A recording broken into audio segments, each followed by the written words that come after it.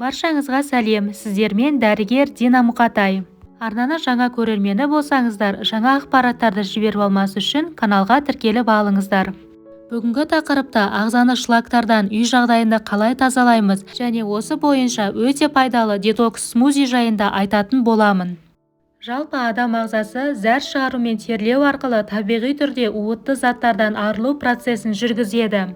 Дегенмен онымен уытты заттар толық кете қоймайды.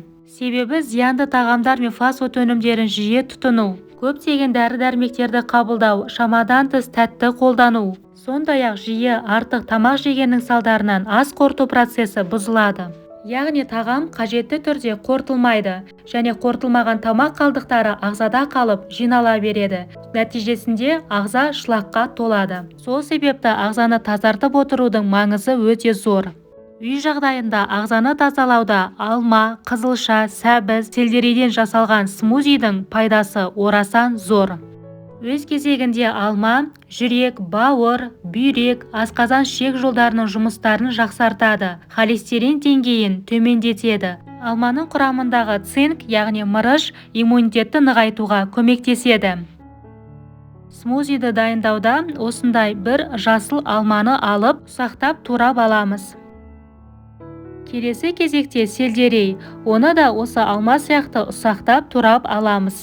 Жалпы сельдерей бауыр, көкбауыр мен ішектердегі токсиндерді сыртқа алып шығады.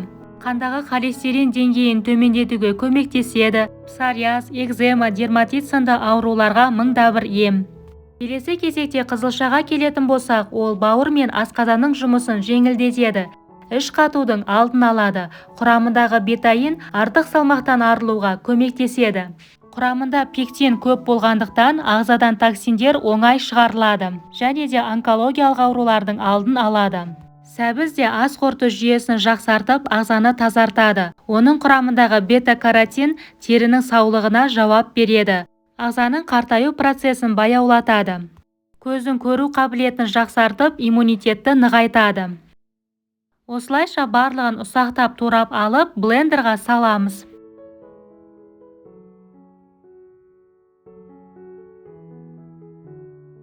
Кейін үстіне таза 1 стакан суды құямыз.